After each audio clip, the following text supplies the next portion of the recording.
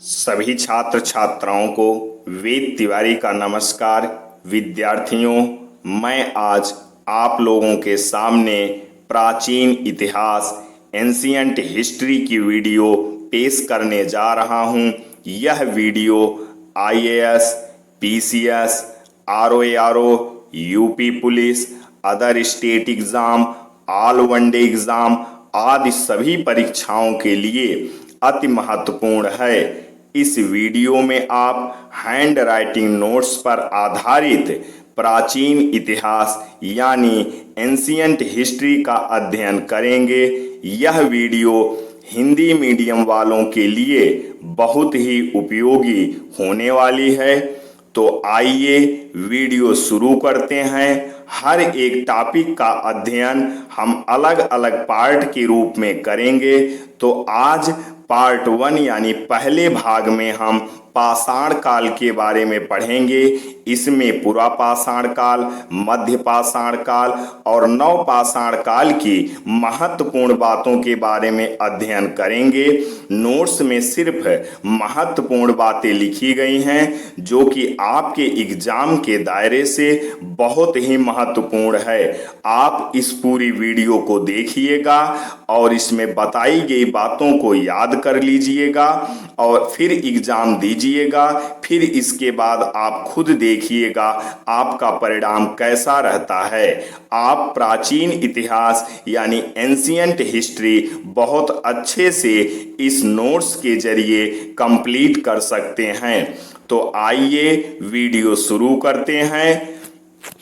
यह वीडियो यानी यह फाइल यूपीएससी पर आधारित है और उसी के दायरे से बनाई गई है। तो सबसे पहले एक थॉट्स लिखा गया है जो हम लोग पढ़ते हैं और अपने जीवन में इसके द्वारा एक बदलाव लाने की कोशिश करते हैं। अपने को मनुष्य बनाने का प्रयत्न करो। यदि इसमें सफल हो गए तो हर कार्य में सफलता मिलेगी। इसके बाद मेरा नाम, पता, एड्रेस है। यह फाइल नंबर 13 यानी 13 है। प्राचीन इतिहास यानी एंशियंट हिस्ट्री। और एक और महत्वपूर्ण थॉट्स देखते हैं। जो अपनी सहायता आप करने को तैयार हैं, ईश्वर केवल उन्हीं की सहायता करता है। इसके बाद एक और अति महत्वपूर्ण थॉट्स देखते हैं जो हमारे जीवन के लिए, विद्यार्थी जीवन के लिए बहुत ही उपयोगी है। बोलते समय अपने शब्दों को 3 पैमानों पर कसें। पहला, क्या यह सही है? दूसरा, क्या यह जरूरी है? और तीसरा, क्या यह कल्याणकारी है? इसके बाद भी बहुत अच्छे अच्छे थॉट्स लिखे गए हैं जो कि आप पढ़कर इसका आनंद उठा सकते हैं और अपने जीवन में एक बदलाव ला सकते हैं। आप इस फाइल में शुरू के 4 पेज केवल थॉट्स पाएंगे। फिर 5वें पेज से आपके सिलेबस की शुरुआत होगी यानी प्राचीन इतिहास की शुरुआत होगी। और यह यूपीएससी के दायरे से बनाई गई फाइल है और सब हाथों से लिखा गया है। बहुत अच्छी अच्छी बातें लिखी गई हैं जो पढ़कर आप बहुत कुछ समझ सकते हैं, कुछ नया सीख सकते हैं। तो आइए यहाँ से प्राचीन इतिहास एंशियंट हिस्ट्री की शुरुआत करते हैं। इतिहास को 3 भागों में बांटा गया है। प्रागैतिहासिक काल, आद्य ऐतिहासिक काल, ऐतिहासिक काल। प्रागैतिहासिक काल किसे कहते हैं? इतिहास की वह काल अवधि जिसके बारे में किसी भी तरह के साक्ष्य उपलब्ध नहीं है, जिसे हम पूर्णतः अनुमान से समझने की कोशिश करते हैं, जैसे पुरा पाषाण काल। आद्य ऐतिहासिक काल किसे कहते हैं? आद्य ऐतिहासिक काल इतिहास की वह काल अवधि है जिसके बारे में लिखित साक्ष्य तो उपलब्ध है परंतु अपठनीय है अर्थात जिन्हें पढ़ा न जा सके, जैसे सिंधु घाटी सभ्यता। ऐतिहासिक काल। ऐतिहासिक काल इतिहास की वर्तमान काल अवधि मानी जाती है। भारत में पुरापाषाण काल का पहला साक्ष्य यानी अनुसंधान 13 मई 1863 को रॉबर्ट ब्रूसफूट द्वारा मद्रास के पल्लवरम में किया गया। पुरातत्व विभाग मानव संसाधन एवं विकास मंत्रालय के अधीन कार्य करता है। पुरातत्व विभाग की स्थापना 1905 में लॉर्ड कर्जन ने की। 1778 में बेंजामिन फ्रैंकलिन ने मानव को औजार बनाने वाला प्राणी कहा। मानव एक औजार बनाने वाला प्राणी है, यह कथन बेंजामिन फ्रैंकलिन का है।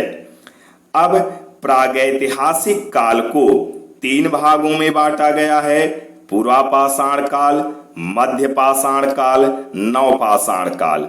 पुरापाषाण काल की समयावधि 10 लाख से 10,000 ईसा पूर्व तक माना जाता है। मध्यपाषाण काल की समयावधि 10,000 से 7,000 ईसा पूर्व तक माना जाता है।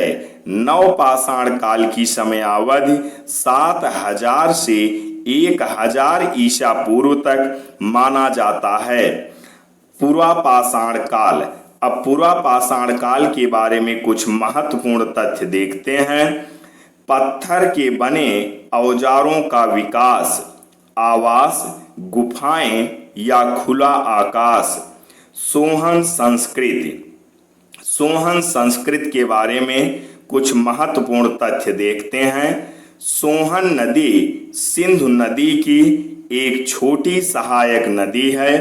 1928 में D.N. वाडिया ने इस संस्कृति की खोज की और पुरापाषाण काल के उपकरण प्राप्त किए।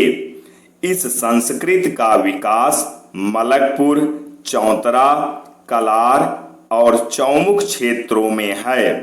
सोहन संस्कृति से मृद भांड के साक्ष्य प्राप्त। मातृ देवी की प्रतिमा हरपून के साक्ष्य लोहदा मेजा तहसील इलाहाबाद से प्राप्त। मध्यपाषाण काल। अब मध्यपाषाण काल के बारे में कुछ महत्वपूर्ण तथ्य देखते हैं। इसे फलक संस्कृति भी कहा जाता है। संबंधित स्थल बेलन घाटी इलाहाबाद। बेलन घाटी इलाहाबाद में स्थित है। चकिया बनारस। चकिया बनारस में स्थित है। बेलन घाटी से प्राप्त साक्ष्य मुठ लगा हस्त कुठार हैंड एक्स। बेलन घाटी सभ्यता को हैंड एक्स सभ्यता भी कहा जाता है। मध्यपाषाण काल के बारे में सर्वप्रथम जानकारी C.L. कार्लाइल ने दी। कार्लाइल ने सर्वप्रथम विंध्यमान क्षेत्र में मध्यपाषाण काल के साक्ष्य प्राप्त किए। भीमबेटका और बागडोर का संबंध भी पाषाण काल से माना जाता है। भीमबेटका मध्य प्रदेश के रायसेन जिले में स्थित है। भीमबेटका से 500 शैलचित्र उपलब्ध हुए हैं।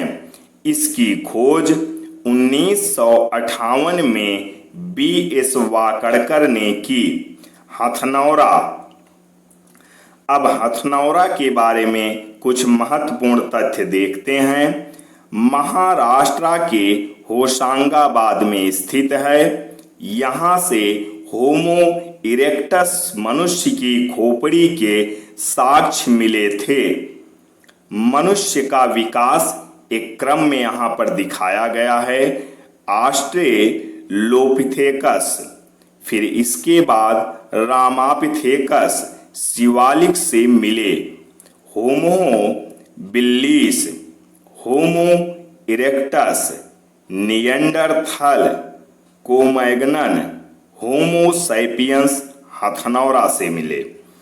भीमबेटका की गुफा संख्या 28 से नीले रंग के पाषाण उपलब्ध हुए। बागौर, राजस्थान। राजस्थान के बागौर नामक स्थान से 18 वर्षीय एक महिला का कंकाल मिला है। राजस्थान का बागौर पहला ऐसा स्थान है जहां से मानव कंकाल के साक्ष्य उपलब्ध हुए हैं। लंघनाज गुजरात में स्थित एक ऐसा स्थल है जहां से जंगली जानवरों व 14 मानव कंकाल मिले हैं। सराय नाहर और दमदमा ये दोनों उत्तर प्रदेश के प्रतापगढ़ जिले में स्थित हैं। सराय नाहर जिले से 14 समाधान मिले हैं। केसी श्रीवास्तव के अनुसार, जे.एन. पांडे के अनुसार 11 समाधान के साक्ष्य मिले हैं। दमदमा, दमदमा से 41 समाधान के साक्ष्य मिले हैं। महदहा, प्रतापगढ़, महदहा से जो समाधियां मिली हैं वे अंडाकार व छिछली हैं। राजस्थान के बागौर व मध्य प्रदेश के आदमगढ़ से सर्वप्रथम पशुपालन के साक्ष्य मिले हैं। भेड़ व बकरी के भी साक्ष्य उपलब्ध हुए। अब नवपाषाण काल के बारे में महत्वपूर्ण तथ्य देखते हैं। गार्डन चाइल्ड ने नवपाषाण काल में कृषि व पशुपालन के आविष्कार को स्वीकार किया। आग का आविष्कार, कृषि का विकास, पशुपालन व पहिए का आविष्कार नवपाषाण काल की महत्वपूर्ण खोज मानी गई। कुम्हार के चाक का आविष्कार भी नवपाषाण काल के महत्वपूर्ण खोज मानी जाती है तथा हस्त निर्मित मिट्टी के बर्तन के भी साक्ष्य प्राप्त हुए हैं। जम्मू कश्मीर के बुर्जहोम गुफ कराल से 16 मानवगर्त आवास के साक्ष्य मिले हैं। बुर्जहोम एवं गुफ कराल झेलम नदी घाटी में विकसित है। बुर्जहोम गुफ कराल से मनुष्य के साथ साथ कुत्ते के भी दफनाए जाने के साक्ष्य मिले थे। ऐसे साक्ष्य अन्य जगह से नहीं मिले हैं। भारत में कृषि किए जाने के प्राचीनतम साक्ष्य मेहरगढ़ पाकिस्तान से उपलब्ध हुए हैं और नवीनतम साक्ष्य उत्तर प्रदेश के संत कबीर नगर जिले में स्थित लहुरा देव है।